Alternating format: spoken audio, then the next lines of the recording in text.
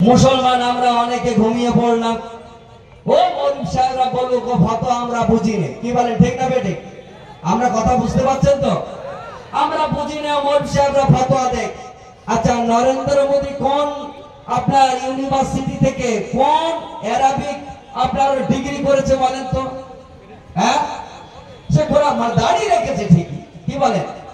গাছরা আমাদের মানে হোসেন দেখলে এর নাকশিট কই, কথা বোঝেন তো? হোসেন দেখলে নাকশিট কই, হাসিনা দেখলে কোলে টানে। আসলে টানবে কুছ কালা হয়। আমরা মুসলমান, আমাদেরকে জানতে হবে পৃথিবীর তিনটে শক্তি। প্রথম শক্তি যেটা হচ্ছে দিয়ে তোমার মানে সই করিয়ে নিয়েছে, আর একটা জনবল। দিল্লির পার্লামেন্টে ওরা মেজারমেন্ট তাই জনবল দেখিয়েছে। আর একটা হচ্ছে বাক শক্তি। বাক শক্তিটা কি? নারে তাকবীর। এরকম দিনই তো নরেন্দ্র মোদী কারকিলি বানাবে আর এক্ষুনি চলে যাবে।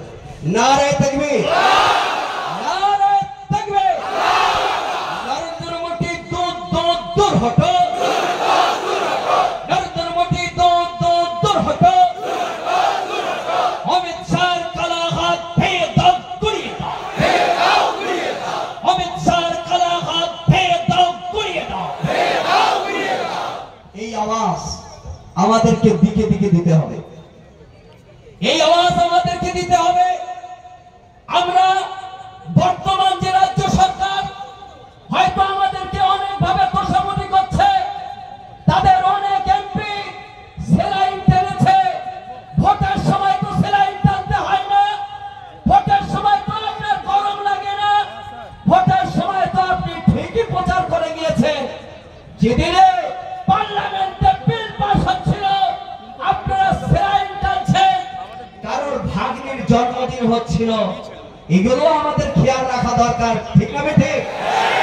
আমাদের পক্ষে যখনই কোন রকমের আওয়াজ আসে মুসলমানের বিপক্ষে, যখনই কোন রাঙানো চোখ দেখা হবে, মুসলমান একতাবদ্ধ ভাবেই আমরা লড়াই করব।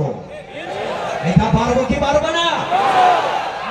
আমরা যেটা বলবো তার থেকে আপনারা আরো বেশি জানেন। গোটা ভারতবর্ষে ফেসবুক আর ইউটিউবে আপনাদের পকেটে পকেটে কোন নেতা কি বলছে, রাতের অন্ধকারে কি হচ্ছে, কোন জায়গায় প্রতিবাদ হচ্ছে, আমরা সবাই জানি। এখন আমাদের কোরআন আল্লাহ বলছে ওয়াতাসিমু বিহাবলিল্লাহি জামিআন ওয়া লা তাফাররাক। আমরা আল্লাহকে মানি, সবাই বলেন আল্লাহকে মানি। আল্লাহ বলছে ওয়াতাসিমু বিহাবলিল্লাহি জামিআন ওয়া লা তাফাররাক। বান্দা এক হয়ে যা, দেখ তোরা যদি এক হয়ে যাস কোন বাতিল শক্তি তোদের ক্ষতি করতে পারবে না। এই farmer has a three thorns, they are always cut. একটা কৃষকের তিনটে পুত্র সর্বদা ঝগড়া করত।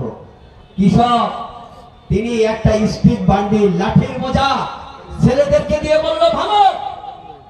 শক্তিশালী ছেলেরা ভাঙতে পারল না, লাঠি একটা একটা বার করে দিয়ে বলল ভাঙ। অনাসে ভেবে বলল কৃষক বোঝাতে চেয়েছে তোরা যদি লাঠির বান্ডিলের মতো এক হয়ে যাস তাহলে তোদের ক্ষতি করতে পারবে না। আমরা বিহারি বাঙালি নয়, কালো সাদা নয়, দল মত নয়, আমাদের খাওয়া এক, আল্লাহ এক, রাসূল এক। আমরা সেই আল্লাহর জন্য পৃথিবীর জমিনে যেখানে আমরা থাকবো মুসলমানের বিপক্ষে, আমাদের বিপক্ষে কোনো কথা দিলে মুসলমান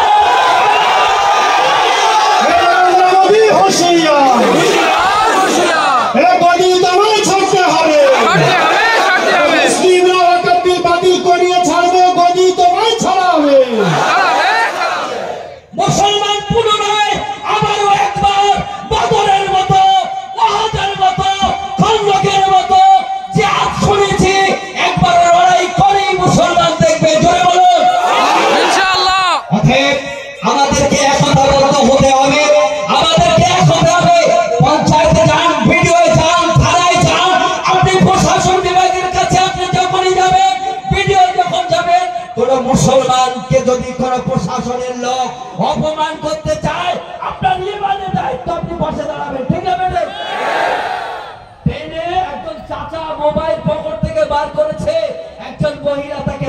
যাচ্ছে, দেখেছেন না? বলেন ওই ট্রেনে আর সব মুসলমান, একটাও মুসলমান ছিল না? কি বলে ছিল না? মুর্শিদাবাদের মতো ট্রেনে যেখানে 1000-এর মধ্যে আপনার 900 মুসলমান মার খেয়েই যাচ্ছি না, এটা আগামী দিন হওয়া যাবে না। কোন প্রশাসন যদি আপনাকে হেনস্থা করে গাড়ি ঘরে বাড়ি ঘরে, আপনি অবশ্যই খবর পেলে মুসলমান তার পাশে দাঁড়ান।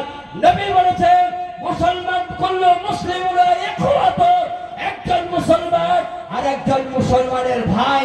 অতএব এই সময়ে আমার নবীর কথা, কোন রাজ ধর্ম কোন জাত পাত না ভেবে আমরা মুসলমান বর্তমানে এক হয়ে যাব।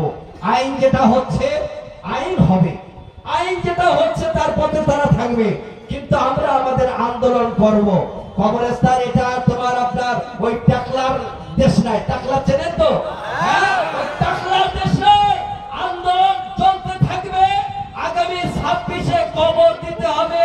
যে কবর নিতে যাচ্ছে এই কবরে নরেন্দ্র মোদীর দলবলকে আমাদের কবর দিতে হবে। এটা আমরা জানতে না। কোন মুসলমান যদি বিজেপির তোষামতি করে, কোন মুসলমান বিজেপির যদি তোষামতি করে, ভালো বললেই পাঠ চালাতে হবে, ঠিক না বেটি? অতএব এই বিজেপির মতো শয়তান এই নরেন্দ্র মোদী নিজের বউ যশোদা বেন তাকে তালাক দিয়ে তার বাপের বাড়িতে পাঠিয়ে দিয়েছে। তার কি অপরাধ আছে? নারী না? এই নরেন্দ্র মোদী, তোর বউ কি হিজড়া? তুই পরীক্ষা করে দেখেছিস কি? তোর বউকে বাপের বাড়ি পাঠিয়ে দিলি, আর মুসলমানদের বউদের নিয়ে তোর এত জ্বালাতো। আগে বলেছি হোসেনের অ্যালার্জি হাসিনায় না, হোসেনের অ্যালার্জি হাসিনায় না। এই ভারতবর্ষ ছাড়া হাসিনার আর কি কোনো জায়গা ছিল না? না, নরেন্দ্র মোদী যেতে দেবে না। এত মহব্বত, যাওয়া যাবে না বাবু, তোমাকে থাকতে হবে। ও ভাই, হোসেন নাম শুনলে তাদের দাও, হোসেন নাম শুনলে মারো, কিন্তু হাসিনা আসলে আমার পার্লামেন্টে পাঠাও, আমার দেশে পাঠাও। ভাই, আমাদেরকে প্রস্তুতি নিতে হবে। আগামী দিন আইনি প্রক্রিয়ায় যারা আইনি মুসলমান, যারা আইনি সভা বোঝে, যারা আইন বোঝে, আসাদুদ্দিন ওয়াইসি আইন বোঝে কেস করিয়ে দিয়েছে। বলুন সুবহানাল্লাহ। এবার মুসলমান যারা যেভাবে লড়তে পারে সেভাবে লড়ার প্রস্তুতি নিচ্ছে।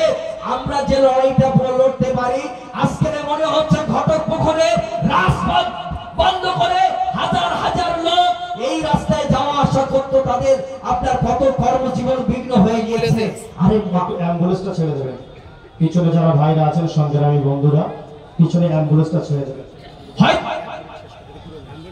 তো আমাদের এটাই কথা, অনেক তথ্য আছে যেটা আপনারা জানেন, ওইটাই পুনরাবৃত্তি না করে আমি শুধু এতটুকু বলবো, আমরা মুসলমান আগামী দিনে যে কোনো জায়গায় যে কোনো অবস্থায়, আজকের আমাদের বোলাক ইমাম মাওলানা মিজানুর রহমান সাহেব দেখেছে তাই নয়, যদি মুসলমানের জন্য কোনো জায়গায় ডাক আসে, একা যদি কোনো জায়গায় বিপদে পড়ে, ফেসবুকে সে যদি পোস্ট করে, আমরা সেখানে গিয়ে মুসলমানের পক্ষে দাঁড়াবো। এটা রাজি আছে? আরো একবার আমরা বলি, নরেন্দ্র মোদী দূর দূর দূর হটো, নরেন্দ্র মোদী দূর দূর দূর হটো, অমিত শাহ কালো হাত ভেঙে দাও, করিয়ে দাও, পুলিশের লাঠি পেটের কাঠি মানছি না, মানবো না। আমাদের ধর্মে আঘাত হলে আমরা কাউকে ছাড়বো না। আল্লাহ পাক আমাদেরকে তৌফিক দিক, ন্যায়ের পথে আমাদের এক হওয়ার তৌফিক দিক। আলহামদুলিল্লাহ।